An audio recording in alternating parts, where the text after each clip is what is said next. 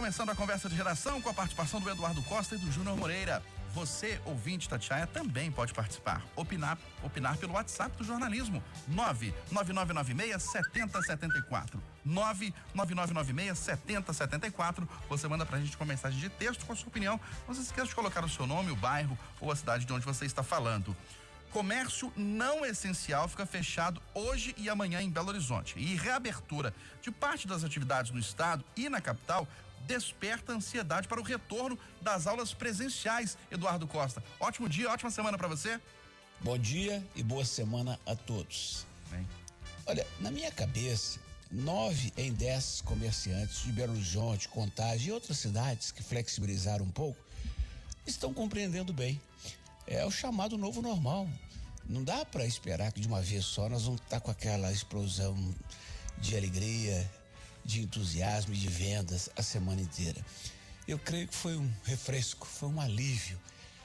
Esse período de 3 dias, o cidadão abriu a porta, reviu suas instalações, encheu-se de esperança. Nem todo mundo deve ter vendido o que esperava, mas dias melhores virão.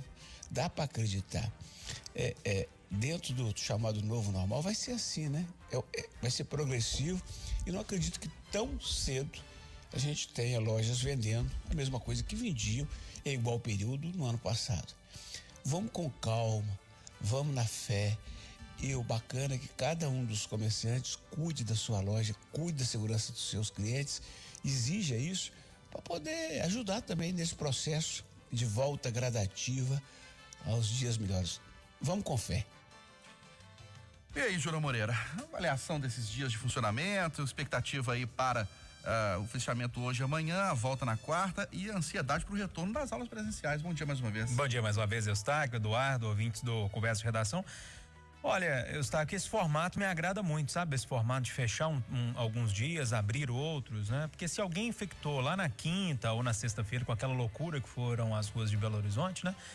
Amanhã ela já vai começar a sentir os sintomas, então ela é colocada em isolamento. Vai muito da pessoa, né? Olha, eu tô sentindo sintoma e não vou entrar, não vou trabalhar, vou avisar meu patrão, vou ver se tô infectado ou não. Enfim, esse formato me agrada muito, eu apoiei ele lá desde o início. Tomara que dê certo. Sobre as aulas, Eustáquio, eu não acredito em volta às aulas este ano, não. De verdade, se não tem informação, é só uma percepção do momento mesmo. Algumas vezes que prefeitos e também o governador falaram disso, né? Com certo ceticismo. A minha discussão e meu pensamento é um pouquinho mais além. Se esses alunos, o que eles aprenderam online, será ou é suficiente para cumprir o mesmo nível do ano letivo presencial? Se esse ano de 2020, esse ano letivo de 2020 será perdido, se todo mundo vai passar ou não, e se voltamos o ano que vem na mesma série ou não. Para mim a discussão está nesse ponto, se vai voltar esse ano ou não, de verdade eu não acredito. Agora essa discussão precisa começar a acontecer. E aí, esse ano vai ser perdido? O ano que vem todos os alunos vão passar de ano? O ano que vem todos os alunos vão voltar para a mesma série?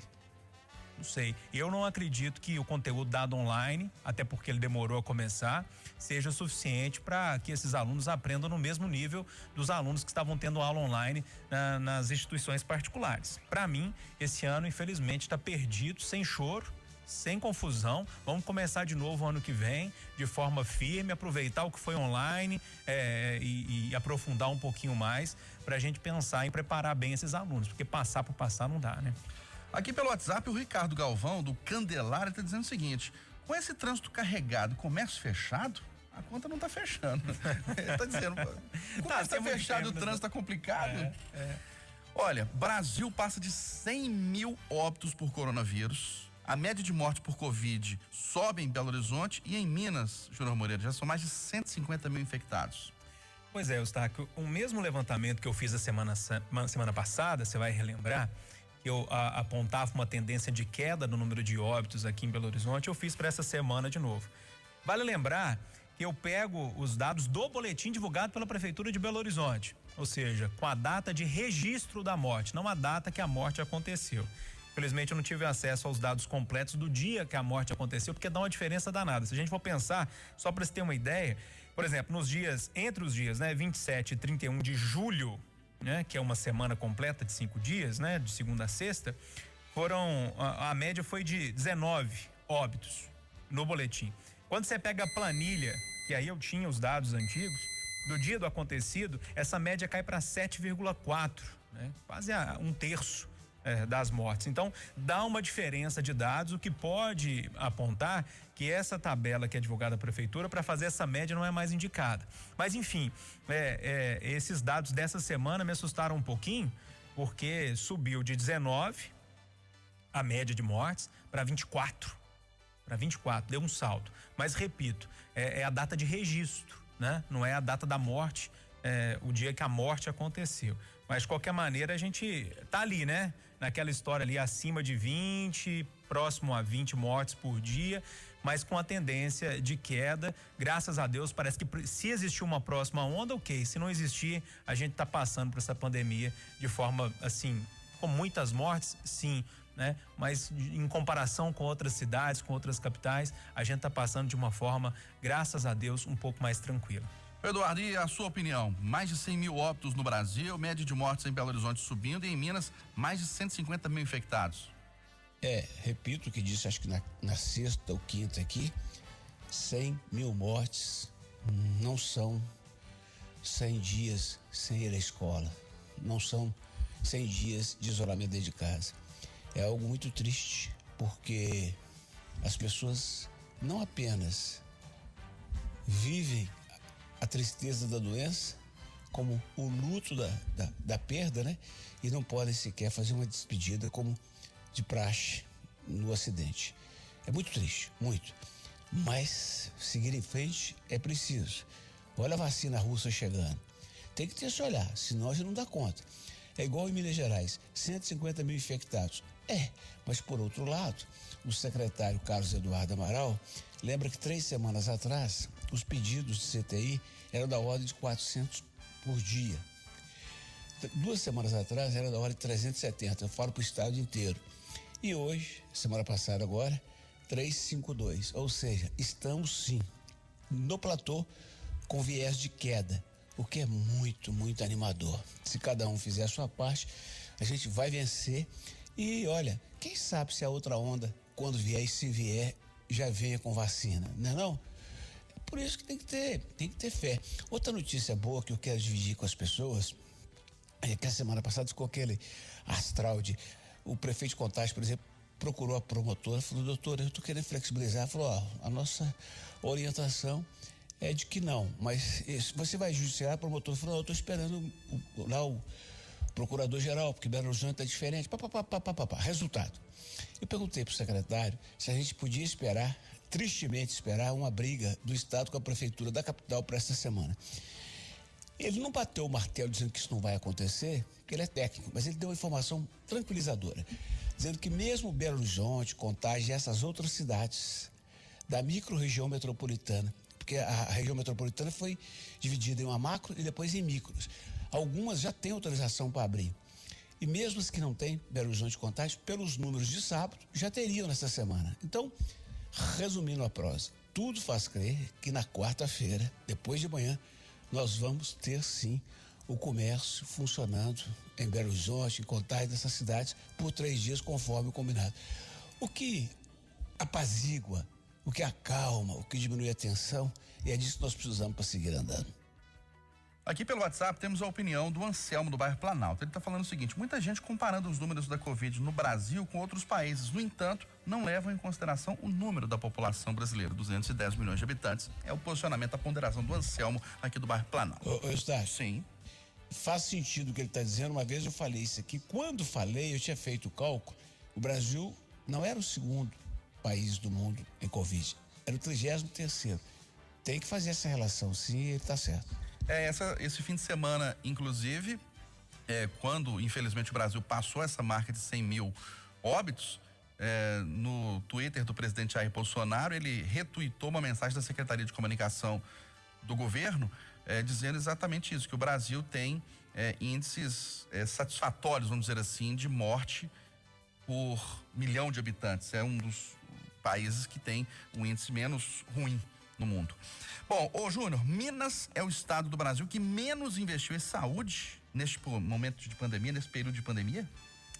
Pois é, Eustáquio, tem uma reportagem do G1 que traz esse assunto hoje com base nos dados das secretarias de Fazenda, né? Fato é que o governo de Minas não está fora da lei por não ter gastado, né? Porque ele tem até o fim do ano para gastar os 12% que a lei manda. Aqui em Minas, e foi o estado que menos gastou no Brasil inteiro, 7,76%, né, dos gastos previstos para o ano. Se a gente for fazer uma base de comparação, na região sudeste, São Paulo investiu 14% da receita corrente líquida, o Espírito Santo 15%, o Rio de Janeiro 8%, né, que também não chegou na meta de 12%, colocada pelo que é a meta colocada por lei. Agora, tem alguns lados nessa história, né? Basta saber se gastou pouco porque foi responsável com o dinheiro, né? Com o dinheiro do contribuinte, se não gastou porque não tem mesmo, ou se gastou porque não quis gastar, né? São perguntas que ficam aí abertas, eu não consigo ter resposta. Ou se foi tudo junto, né? Se porque não tinha dinheiro, porque teve um pouco mais de responsabilidade, também em alguns momentos não quis gastar. Mas não tem muita polêmica nessa história não, porque tá dentro da lei ainda. E aí, Eduardo, é para se lamentar ou esperar o final do ano para ver se o governo vai investir os 12% previstos? Não precisa esperar não, amigo. Eu tenho dito que o governo só está conseguindo sobreviver, só conseguiu pagar agora, depois de 4 anos, o salário integral de parte de seus servidores por conta do dinheiro de ajuda do Bolsonaro, que deveria estar sendo utilizado para o combate à pandemia. O Estado está quebrado. Não me surpreende. Eu espero, inclusive, que o próprio governador e os seus assessores mais, digamos, importantes tenham cuidado com as palavras para não ofender a Assembleia e que a Assembleia tenha juízo para largar o mimimi e discutir seriamente a reforma da Previdência. Se não, compadre, lá para dezembro, nós não vamos esperar cumprimento da cota da saúde, nós vamos esperar a declaração e decretação de falência mesmo. Ô Eustáquio, só um parêntese, preciso voltar naquele outro assunto que o ouvinte citou, da questão de morte por milhão, né? Só para deixar tudo claro, Brasil é o 10º país em número de mortes por milhão de habitantes, né? Nessa conta que se faz. O primeiro é a Bélgica, seguida do Reino Unido, depois a Espanha. O Brasil está ali em 10º lugar, né? À frente de países como a Argentina, enfim, mas o Chile, por exemplo, que está aqui na América do Sul, também está um pouco à frente do Brasil, ou seja, não dá para comemorar porque pessoas morreram e muitas pessoas morreram, né? Mas o Brasil ocupa uma posição ali nesse número de 1 milhão de mortes por milhão de habitantes, uma posição mediana, né? Décima posição. Ô Eduardo Costa, o presidente Jair Bolsonaro anuncia ajuda ao Líbano depois da explosão na terça-feira passada e convida o ex-presidente Michel Temer para chefiar missão ao país.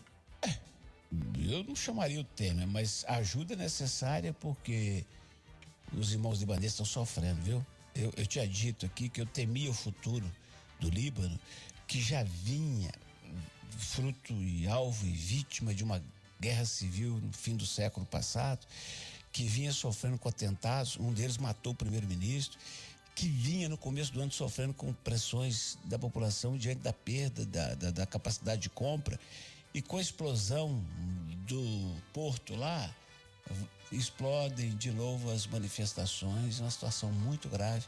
O mundo existe para isso, é para ser solidário. Esse é o momento que o Brasil deve lá dar uma mãozinha para esse, sim. Assim como Israel e outros países ajudaram quando o Brumadinho vivenciou aquela tragédia. E para você, Júnior Moreira, o presidente Jair Bolsonaro está no caminho certo, anunciando essa ajuda ao Líbano e convidando o ex-presidente Michel Temer para chefiar a missão? Lógico, sem ajuda internacional, o Líbano não vai sair dessa não, né?